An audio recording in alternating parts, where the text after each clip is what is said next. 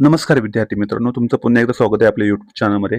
तुम्ही जे काही प्रेम देते माझ्या व्हिडिओना, ते बघून मला अजून व्हिडिओ बनवायचे वाटते, की तुम्हाला अजून थोडीशी मी काय करावी, माझ्याकडून जेवढी काही हेल्प करता येईल तेवढी मी करण्याचा प्रयत्न करतोय. सो आज मी तुम्हाला सांगणार आहे महाराष्ट्रातल्या भूगोलावर आपले जे काही 10 क्वेश्चन विचारतात, त्याच्यामधले कोणते एक्सपेक्टेड टॉपिक असू शकतात, की जे येणाऱ्या 14 जूनला काय केले जाऊ शकतात, विचारले जाऊ शकतात, की येणाऱ्या कंबाईन किंवा कंबाईन ग्रुप बी आणि ग्रुप सीला विचारले जाऊ शकतात. हे माझे काय आहेत, मी आपल्याला माहिती असेल तर तुम्हाला माहिती असेल बघा 8 क्वेश्चन आपले कशावर असतात.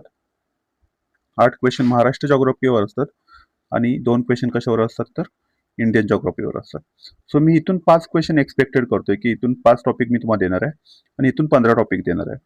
ह्या 15 टॉपिक मधूनच काय येऊ शकतात क्वेश्चन इथे येणाऱ्या एक्झामला बनवू शकतो. सो आपण विदाउट काही वेळ न वाया घालवता आपण काय करूया, चालू करायचं. पहिला क्वेश्चन मला असं अपेक्षित आहे, की ह्या टॉपिकवर येऊ शकतो. ते कोणतं आहे तर महाराष्ट्राचं पठार. सो महाराष्ट्राच्या पठाराबद्दल तुम्हाला सर्व काही माहिती असलं पाहिजे. महाराष्ट्र पठाराची लांबी किती आहे, महाराष्ट्र पठाराची रुंदी किती आहे तुम्हाला माहिती असेल ना. 750 आहे आपली उत्तर दक्षिण.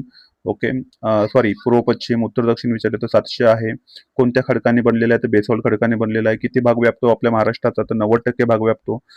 उतार कुठे आहे तर आग्नेयेकडे काय आहे त्याचा उत्तर आहे. या सर्व गोष्टी तुम्हाला काय असे पाहिजेत माहिती असेल. निर्मिती कशी झाली तर भ्रंश मूल्य काय याच्यातून काय झालेले आहे. हे शब्द आयोगाचे आवडते आणि हेच क्वेश्चन एक्झामला काय होत असतात बनत असतात. आणखी एक तुम्हाला आयोगाचा आवडता क्वेश्चन सांगतो तुम्हाला. कोणती नदी कोणत्या डोंगर कोणत्या 2 नद्यांच्या दरम्यान आहे. जसं फॉर एक्झाम्पल सातपुडा पर्वत बघा, नर्मदा आणि तापी नदी ह्या नदीचं खोरं काय करतो वेगळं करतो. ओके, सातमल अजिंठा काय करतो तापी नदी आणि गोदावरी नदीला वेगळा करतो. हरिश्चंद्र बालाघाट गोदावरी आणि भीमा नदीला वेगळं करतोय आणि शंभू महादेवाचे डोंगर कुणा करतोय भीमा नदी. आणि मी म्हणेन तुम्ही याची नोट्स काढून ठेवा. मी तुम्हाला 14 तारखेला पेपर झाल्यानंतर किंवा पुढची काय ऑगस्टमध्ये आपली ग्रुप सीचे पेपर होतील त्याच्यामुळे तुम्हाला याच्यावरचे क्वेश्चन पाहायला मी नक्कीच दाखवेन with proof. Okay, so Maharashtra पठार हा माझा पहिला टॉपिक आहे. याच्यावर आयोग एक तरी क्वेश्चन फ्रेम करणार आहे आणि तो इथे करणार आहे. ओके, पुढचा माझा टॉपिक महत्वाचा आहे तो प्रमुख घाट. ओके, आपल्या महाराष्ट्रातले प्रमुख घाट जे की कुठून चालू होतात, उत्तरेकडून तुम्हाला दक्षिणेकडे विचारलं जाऊ शकतं किंवा दक्षिणेकडून उत्तरेकडे विचारलं जाऊ शकतं. तुम्हाला माहिती असेल आपला थलघाट, इथून सुरुवात करायची. थलघाट, बोरघाट, खाली आला तर कुंभारली घाट जो महाड आणि पुण्याला जोडतोय. आपले सॉरी काय महाड आणि पुण्याला जोडतोय. कुंभारली नंतर खाली आला तर कोणता आहे, आंबा आहे. रत्नागिरी कोल्हापूर नंतर आपला फोंडा आहे आणि शेवटचा आहे तो आंबोली घाट.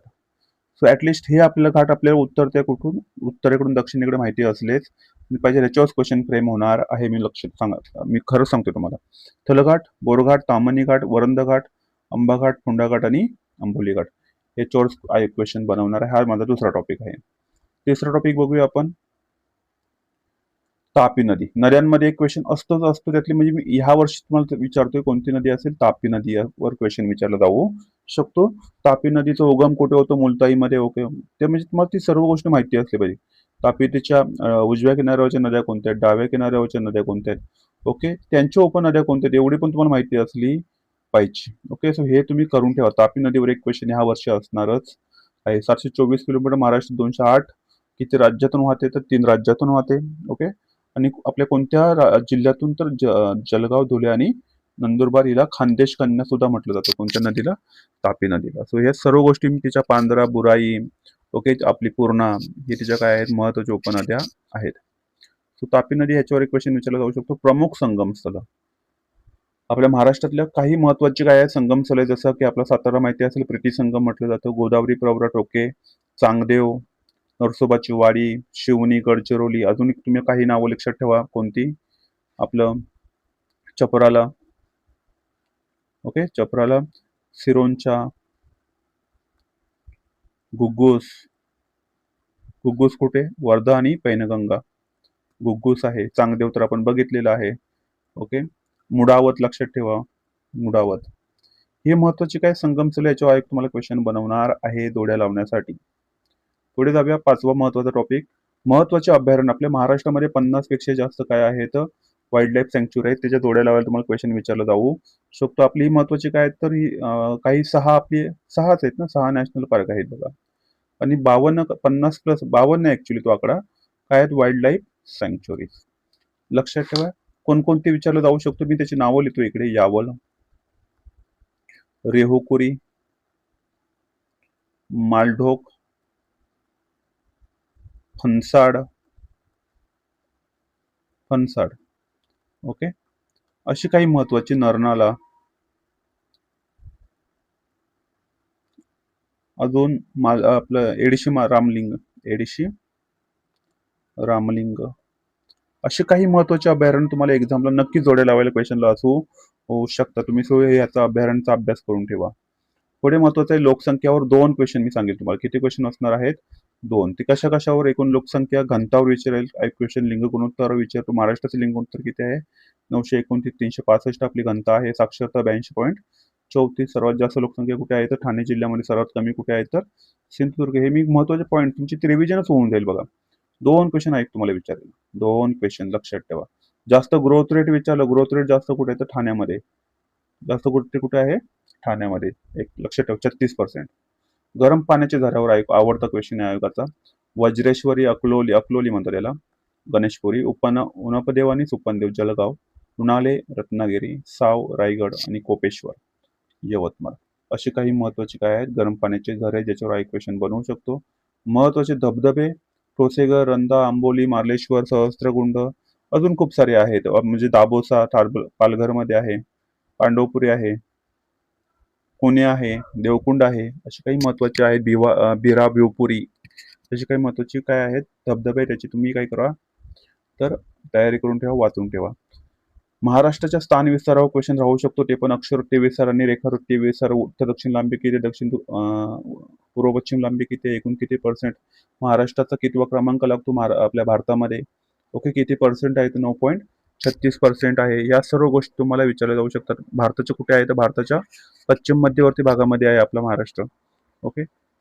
सो हे सर्व तुम्ही करून ठेवा. स्थान विस्तारामध्ये हा पण टॉपिक महत्वाचा. 10वा माझा टॉपिक आहे प्रमुख डोंगररांगा, ज्या की सह्याद्री, सातपुडा, सातमल, अजिंठा, हरिश्चंद्र, बालाघाट आणि शंभू महादेवाचे डोंगर तुम्हाला विचारले जातील उत्तरेकडून दक्षिणेकडे. कसे विचारले जाईल? उत्तरेकडून दक्षिणेकडे सांगा. सो तुम्ही अशा सांगायच्या आहेत. 11वा टॉपिक आहे खाद्य संस्कृती आणि भौगोलिक पिके. तुम्हाला माहिती असेल हापूस आंबा हे आपले जीआय टॅग कुठे कोणाला भेटलेला आहे त्यासाठी हे आहे. जीआय टॅग कुठे कुठे आहे म्हणजे जसं आपल्या घोलवड चिकू आहे, नागपूरची संत्री आहेत. ओके. याची नाशिकची द्राक्ष आहेत. अशा पद्धतीने तुम्हाला काय माहिती पाहिजे थोडंसं. आणखी किती मी लिहून ठेवतो काय आपल्याकडे ज्या काही रिव्हॉल्युशन झालेले आहेत. रिव्हॉल्युशन क्वेश्चन असतो. क्रांत्या, गोलक्रांती, श्वेतक्रांती, green revolution, round revolution, pink revolution, black revolution, grey revolution. हे तुम्हाला महत्वाचे रिव्हॉल्युशन विचारल्या जाऊ शकतात. मी 14 तारखेला पेपर झाल्यानंतर इथेच येईन. पहिलं लेक्चर घेईन तुम्हाला. हे मी दाखवेन PDF की इथूनच क्वेश्चन काय झालेले आहेत? फ्रेम झालेले आहेत. ओके. ग्रे, राऊंड आहे, पिंक आहे, ग्रीन आहे, ब्लॅक आहे. हे महत्वाचे काय करून ठेवा तुम्ही? रिव्हॉल्युशन करून ठेवा. प्रमुख समुद्र किनारे त्याच्यामध्ये आपल्याला ब्ल्यू फ्लॅग भेटलेले आहे आपल्या महाराष्ट्राला 5 किती समुद्र किनाऱ्याला ब्ल्यू फ्लॅग भेटले की जे स्वच्छ आहेत. ते कसे लक्षात ठेवायचं? नागाव, नंतर श्रीवर्धन रायगड, पारनाका पालघर पापा आणि घरघर रत्नागिरी, गुहागर आणि लाडघर. घरघर काय लक्षात ठेवायचं? गुहागर आणि लाडघर. हे महत्वाचे काय आहेत? तर ब्ल्यू फ्लॅग. डायरेक्ट तुम्हाला क्वेश्चन विचारला जाऊ शकतो. गणपतीपुले आहे, तारकर्ली इतर सोडून ना. चौपाटी हे अतिशय महत्वाचे काय आहेत? बीचेस वगैरे आहेत. तुम्ही करून ठेवा. हे खनिज संपत्ती त्यातल्या त्यात कोणती खनिज संपत्ती करून ठेवायची? लोहखनिज जे की गडचिरोलीला जास्त सापडतं. कोणतं खनिज? लोहखनिज. कोळसा चंद्रपूरला जास्त सापडतो. मँगेनीज नागपूरला जास्त सापडतं. आणि राहिला बॉक्साईट कोल्हापूरला सर्वाधिक साठे आहेत त्याचे. लक्षात राहील. लोहखनिज कुठे? गडचिरोली. कोळसा कुठे आहे? तर चंद्रपूर. मँगेनीजचे साठे कुठे आहे सर्वाधिक? नागपूर आणि बॉक्साईट कोल्हापूर. क्षेत्र त्याच्या खाणी लक्षात ठेवा. खाणीवर क्वेश्चन विचारतो. बल्लारपूर असेल, लाहोरा असेल, असे खूप सारे. एटापल्ली ह्या महत्वाच्या काय खाणे ज्यांचे तुम्हाला जोड्या लावायला क्वेश्चन. चिखला गेल्या वर्षी विचारलं होतं क्वेश्चन. औष्णिक विद्युत केंद्रावर एक क्वेश्चन असतो आयोगाचा. ओके. कोराडी, खापरखेडा, दुर्गापूर, पारस, अकोला, परजी वैजनाथ, बीड, फेकरी, जळगाव, झोलादुर्ग, ठाणे. अजून काही महत्वाचे आहेत तर पारस झालेलं आहे. ओके. हे काही महत्वाचे काय आहेत तर थर्मल पॉवर प्लांट्स आहेत जे तुम्हाला जोड्या लावायला क्वेश्चन आयोग विचारू शकतो. खापरखेडा झालं का? येस, नागपूर.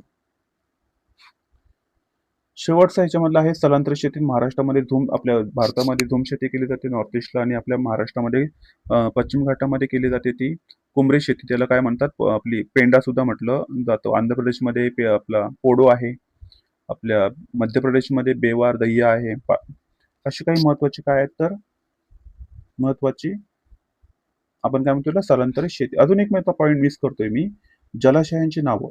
जलाशयांची नावं जसं आपलं नाथसागर आहे, ज्याला जायकवाडीचं आपण म्हणतो, जायकवाडच्या धरणाला नाथसागर, आपल्या कोयनाला छत्रपती शिवाजी महाराज सागर, नंतर आपला उजनीला यशवंत सागर, असे काही महत्वाचे जलाशय आहेत. त्यांची जोड्या लावायला तुम्हाला क्वेश्चन विचारला जाऊ शकतो. आपल्या भारतावर काय विचारला शकतो, भारताचा स्थान विस्तार 68 ते 97, 32,87,263, 2.44%. जगाच्या आणि कितवा क्रमांक लागतो, 7वा क्रमांक लागतो. 3,214, 2,933, 15,200 आणि 7,000. आता जी बदलली ती 11,098 किलोमीटरची नवीन लांबी आहे समुद्र किनाऱ्याची. इथून एक क्वेश्चन बनवू शकतात, कोणत्या राज्यातून आपलं कर्कवृत्त जातं. शेजारी देश लक्षात ठेवायचं, बचपन एमबीए ठीक आहे, लक्षात ठेवायची बचपन एमबीए. खूप सारे ट्रिक्स आहेत, मी नंतर सिरीज चालूच करणार आहे. बचपन एमबीए. प्रमुख नद्या, गंगा नदीबद्दल वाचून ठेवा. ब्रह्मपुत्रेवर क्वेश्चन असणार आहे. सिंधू, कावेरी, मला वाटते कावेरीवर क्वेश्चन असेल यावेळी. आपला कर्कवृत्त कशातून जातो तर 8 राज्यातून जातं. त्याची ट्रिक लिहून ठेवा. गुरामच साप्तमी, कसा आहे क्वेश्चन विचारेल, गुरामच साप्तमी. आणि शेवटचा आहे बघा 8 राज्य, 1 2 3 4 5 6 7 8, हेच आहे ते खाली इथे दिलेत मी तुम्हाला. ओके. आणि शेवटचं, भारताची प्रमाणवेल किती राज्यातून जाते तर 5 राज्यातून जाते. UP in coma, UP in coma, Uttar Pradesh, Chhattisgarh, Odisha, Madhya Pradesh आणि आपला काय आहे म्हणू शकतो आपण, UP in coma, Andhra Pradesh. 82 किती तासांचा फरक आहे गुजरात आणि अरुणाचल प्रदेशमध्ये, 2 तासांचा फरक आहे. आणि आपण किती तासांनी पुढे आहोत तर 5 तासांनी आपण काय, 5.5 तासांनी आपण काय आहोत, ग्रीनिच वेळेपेक्षा पुढे. हे सर्व पॉईंट तुम्हाला होणारे एक्झाम मध्ये पाहायला नक्कीच मिळणार आहे, लक्षात ठेवायचं. ओके. हे झालं महत्वाचे माझे एक्सपेक्टेड टॉपिक जे एक्झामला विचारले जाणार आहेत. ओके. सो आपण इथे थांबूया. Jai Hind, all the very best. फक्त रिव्हिजन करत राहा.